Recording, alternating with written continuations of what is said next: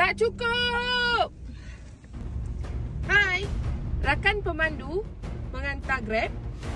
Baru-baru ni, kerajaan telah melaksanakan satu subsidi yang diberi nama iaitu Budi Madani RON 95 aka Budi 95 bermula pada 30 September 2025 baru ni. Harga baru untuk tanpa subsidi RM2.60 1 liter.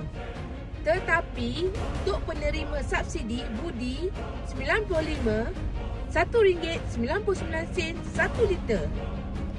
Satu hari isi minyak 44 liter.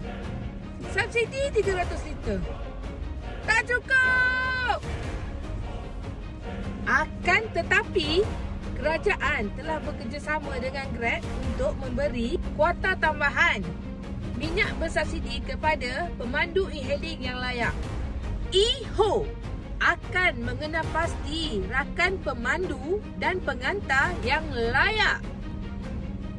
Untuk driver yang mempunyai EVP yang aktif dan sepenuh masa mempunyai peluang yang besar untuk mendapat manfaat ini. Grab juga sudah mengesahkan yang mereka akan terus bekerjasama dengan pihak berkuasa. Akhir kata, kita sama-sama tunggu keputusannya. Kekal aktif rakan Grab.